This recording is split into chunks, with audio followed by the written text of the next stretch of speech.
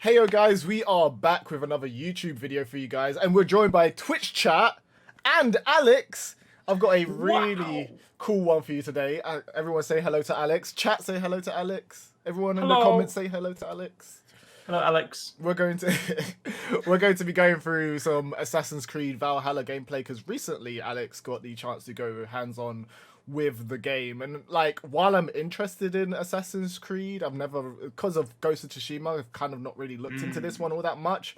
So I kind of wanted Alex to speak through the gameplay that he had and kind of tell us everything new, and we'll watch all of like the gameplay in the background, and chat can ask questions, and we can find out some new stuff about Assassin's Creed, you know. And you guys seem to like the video from last time when we did it with the Wukong game, so I think you guys wanted more of this. Don't forget as well, because I always forget to do this at the beginning of videos, and I must do it. Don't forget to like and subscribe and leave a comment with something about the video in the chat, because I am rubbish at doing that, but definitely... And press the bell. Press the bell as well. Ding, ding, ding, ding. So we're going to get into it now and get some gameplay. He started us off on the world map. Yes, yeah, because so there are, I don't know the names off the top of my head, but there are 4 regions, because of course there's like 5 kind of main areas, right? We didn't get to play this part, but obviously you'll be in Norway at one point, but most of it will take place in England. 4 main areas. I can't remember I should know this because I watch all the Viking TV shows. Can't remember the name of the area we're in. Oh, they're based off of like real world areas and everything. Yeah. So it's like old England. So I'm thinking West. I don't know. I think this is Wessex. I think this might be Wessex. So, actually, it says on screen East Anglia. Whatever.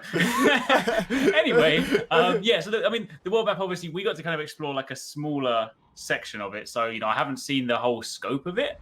But you can see from this, like some of the stuff is familiar from previous Assassin's Creed games. We have like our little kind of bird we can go around and check the area. But we started off with some like open worldy exploring stuff first. Yeah, so from the like what I'm looking at the moment, it does look a lot like Odyssey, which is I don't say that I kind of like when Assassin's Creed changed into this kind of RPG thing, but how did it like feel, and like did it feel like a good game? Why are you running around like 10 million times trying to interact? Oh, it's those times where you try to press interact, but then it's like it doesn't quite do it, and then you move, and that basically happened. This is just before the kind of feeling thing. We're just about to kind of go to like one of those little world bosses where these sort of like Viking kind of shaman, so to speak. We fight them, and I'll speak more about them after. But yeah, how does it feel? I mean, obviously, yeah. If you played Odyssey, if you played Valhalla, if you played Odyssey or you played Origins, it definitely feels very similar to that. Your combat at its core is effectively the same. I will say it felt to me like there was a lot more kind of weight and a kind of aggression in this combat. I don't know whether it's just because it's been a while since I've played Odyssey and Origins, or whether it's just because they've actually tried to sort of get that Viking DNA into it. But like when you're kind of doing your combats, everything feels quite weighty and quite heavy, which I thought was quite nice. Lends itself like combat's looking kind of all right. I'm not gonna lie. Yeah, so you can see on the side of the screen, left and right, much like we had like in Origins. So when you had like Origins and Odyssey, when you had like your Spartan kick and stuff, you've got those abilities you can map to like right trigger and left trigger. Yeah. There's a couple of like really cool ones here. Again, sort of very sort of Viking themed. Like you leap into the sky and you like slam down on them. Or there's a really cool one where you can you'll like attack 2 enemies and you'll dash like an axe at someone in the distance, and then you'll spin around and dash it at them. I've been playing a lot of like New World and dashing the like hatchet, so I'm really into that at the moment. So that's like music to me, man. Like that sounds sick. It's gonna be cool. This boss fight was actually pretty cool though. So these are sort of like these legendary, not really creatures. I mean, there are creatures as well. There's the black shark, which is sort of like a legendary black wolf dog kind of thing from Anglo-Saxon tales and whatnot, but you can effectively in the map there'll always be these different things you can fight, and there'll be different ones depending on the regions that you're in. These ones, interestingly, like when you kind of kill them or whatnot, they drop daggers which can then be placed into a special tomb later on. We don't know what it leads to, but in typical Assassin's Creed style fashion, then you kind of get that. But it's interesting because obviously they are trying to create this game grounded in reality, but these are the kind of parts where it like the whole mythical stuff is what's bringing me back. Like I don't really like Vikings are cool, but not really like my thing. But the whole mythical side of it with all these like special abilities and stuff, because if you really think about it, that's what I really liked about the original Assassin's Creed as well. It's like the whole Apple of Eden and stuff like that kind of is what kind of dragged me into that game, and Ezio was really cool as well. But seeing all of this stuff is like very cool. Yeah. No, that's the thing. I really like that stuff because I feel like, while it's one thing to sort of say it's grounded in reality. Like ultimately, I don't play my games for realism, right? I play my games for like some of the spectacles. So yeah, this is one of the. Well, I mean, this one I did first time, which is alright. There's like another one. On that struggle bus. By the way, this is edited footage, by the way, so we might not see the times when Alex actually like died. He cut down like a bunch of gameplay for us. Hey, to be very clear, this fight I did do first time. There were no deaths in this fight, but I fought the kind of thunder version of this one, and I died probably 4 or 5 times. It was rough. It was definitely rough. What do you actually get for like defeating them? Is it just like armor pieces or specific weapons? Or they drop a dagger, but not a dagger that you can use. It's kind of confused me at first because like when I first defeated it, it's like, hey, you got this special dagger of this person. I was like, oh, cool, let me go try it out. Turns out it's more like a collectible, and then there's a hidden tomb in this area, and there's basically 4 like slits on the back of it. Yeah. And then if you go and put all 4 daggers in, so I found 2 of these bosses, but obviously there's 4 of them. If you find all 4 of them and you put the daggers in, then it leads to some kind of secret. Not entirely sure what it is. About the execution. Oh, that was a sick. Like I thought it ended already, but that was a sick like execution. And then look, robbed your dagger. So there we go. So that is the Regan's dagger, number 1 of 4. Will now go towards unlocking something. Yeah. Hey, I had to pick him up somehow, right? Oh my gosh, what are the skill trees and stuff like? So we actually dive into that, I believe, in a second in the gameplay. But yeah, so skill trees there's the sort of basic.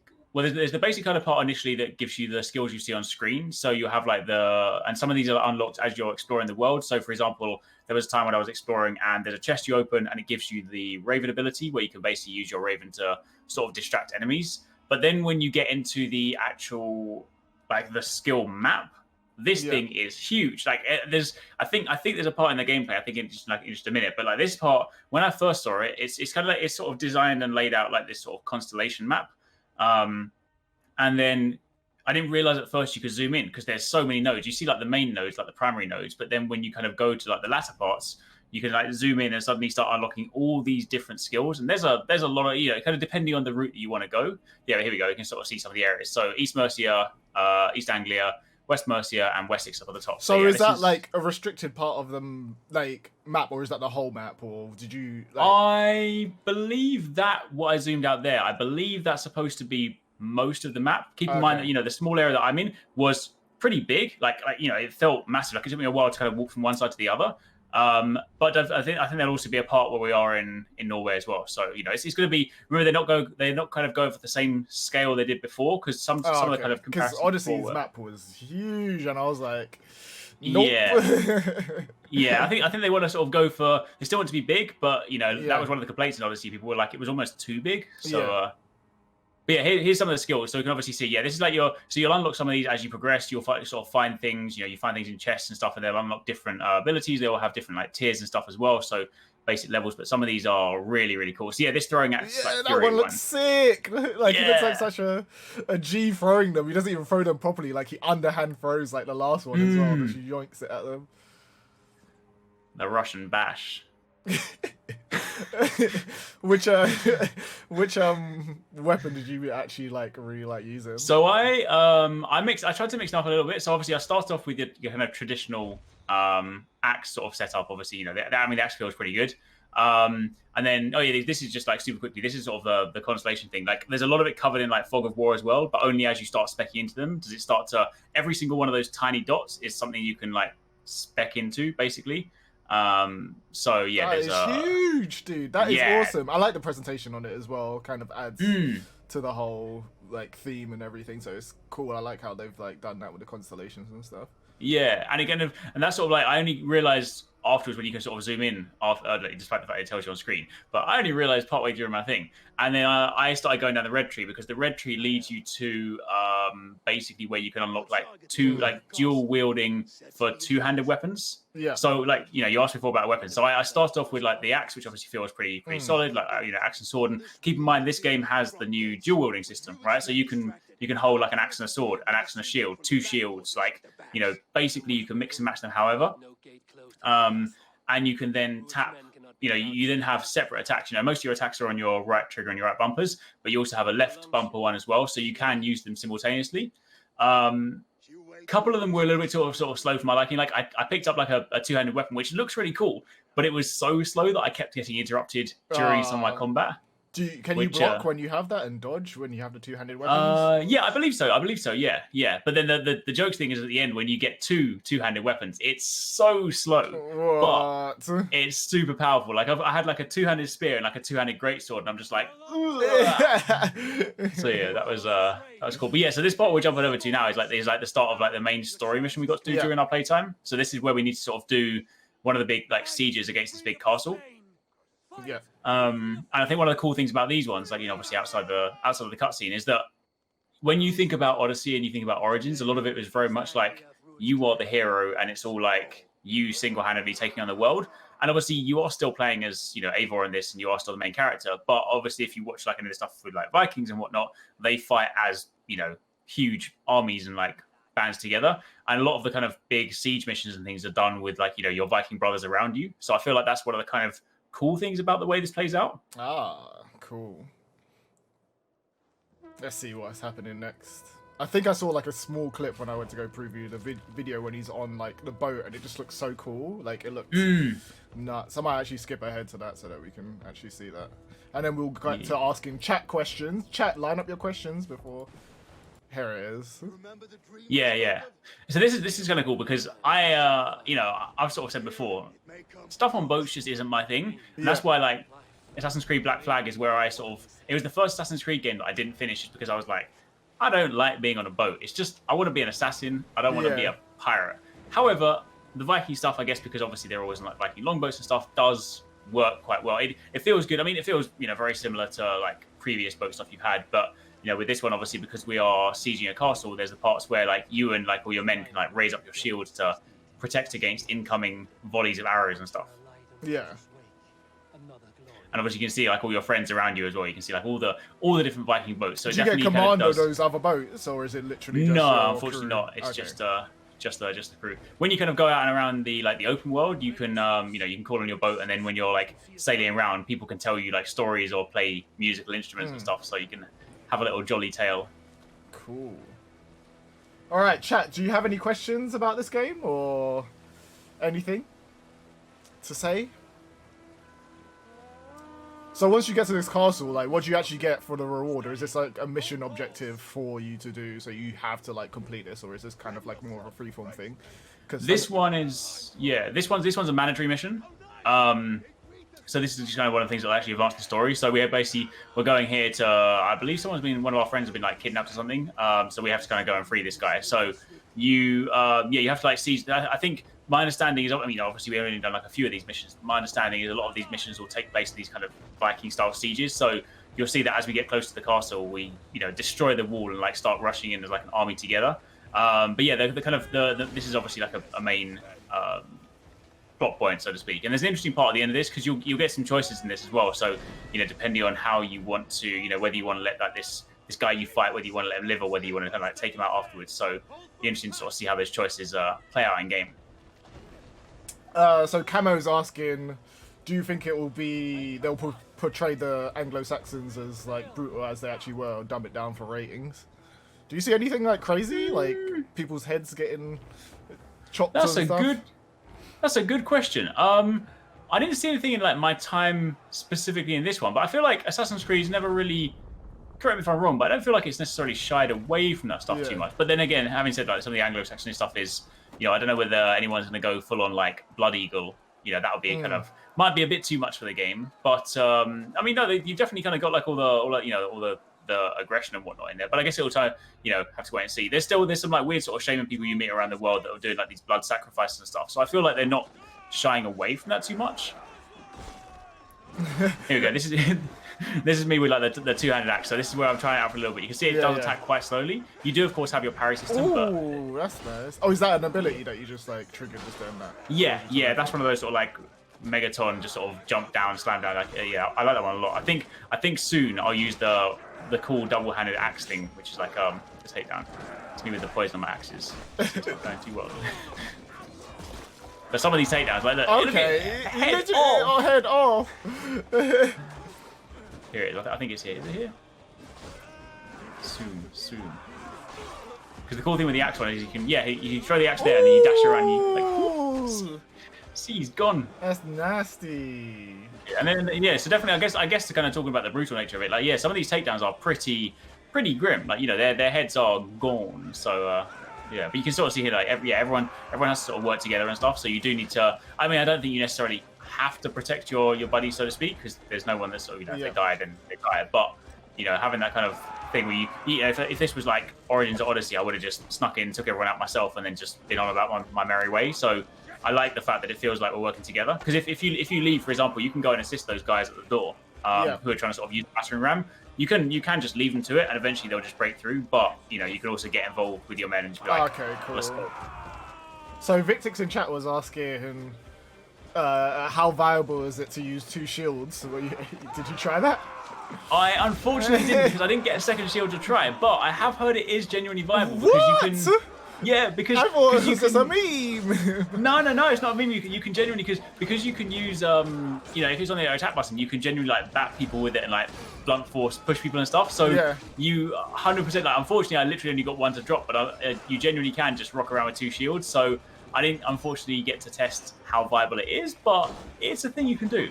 Now, and you can see here in this one, I've actually switched to the mace. I wanted to try this out. This one has a long wind-up animation, but this is basically like, you've got sort of this chain, this I love that. big kind of club at the end.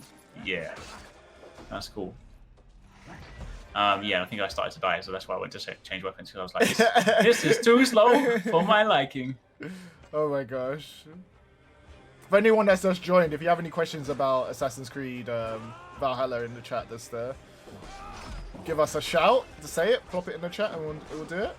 Is there any other gameplay that you wanted us that you think that we should see, or is that kind of sum up what the game is? I believe this is the main thing. The one thing I don't think it's in your gameplay, but just sort of it's very similar to what you're seeing here. But there is an element where in the more free roam stuff, the more like open world stuff, what you can do is you can go out and you can go to like a village, and you'll like initially be sort of covered up, so you might have like your hood up and people don't know you're there. But then if you decide that you want to raid the village, you can then basically blow your horn and like your boys come in. And that then is like the coolest thing that you've told me like today. Like you just can sneak into the village, because I don't know if anybody's watched Vinland Saga. That's basically what Thorfinn does from that. Like, and he just kind of infiltrates and scouts and then calls everybody else in, and they raid that village as well. So it would be cool to live that out.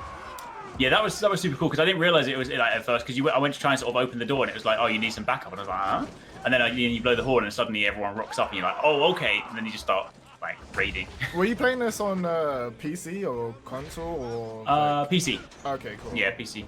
But it doesn't look very like next gen to me though. Like it looks a bit like dated compared to everything else. I will say it definitely looks very sort of visually looks very similar to that of like Origins and Odyssey. I don't know whether that's just because obviously the build that I played was I guess like a month ago now, so obviously we are still a little while away. It's launching in November, so hopefully they do kind of amp it up a little bit back then. And I also don't know whether there's like certain restrictions because I was playing like remotely and whatnot. So yeah, I know what you mean though. It would be nice to kind of take a look at it, because Ubisoft's normally pretty good with their visual stuff, so it would be nice to sort of see something that looks like remarkably next gen. But I guess it is going to be a cross-gen game, right? So maybe we are going to be slightly hampered by that. So Sezwan was asking about mythological creatures, which you've already said that are in the game. Did you encounter any other ones aside from like that wolf or anything? No. So in the area that I was in, there was just the shamans and the black shark, which is like the wolf one. But my understanding is that I don't know quite how grand they're going, so I don't know whether we're going to kind of get at a point where we've got like a visualization of something like Thor and we're kind of doing battle with that. I'm not sure whether it's going to go that far, but they have said that there will be other mysterious kind of legendary creatures and things like that. So I think there's going to be like a lot of things to uncover, but yeah, the rest of it's a mystery. Okay, cool. I think we've seen the game. I kind of like it. I'm going to pick it up anyway and try it. I think this one kind of talks to me more than Odyssey did, and after playing like Ghost of Tsushima and like that action adventure style game, I'm kind of like more into this and looking for more of that. It might not necessarily come in this game, but I'm willing to try this out and see how it goes. Anyway, guys, I'm going to say laters from you guys watching the video on YouTube, and you guys can say bye to Alex, and everybody in chat can say bye to everybody as we leave. And don't forget to follow me on Twitch, on YouTube, on all the things, and don't forget to leave a like and subscribe. Anyway, guys, bye.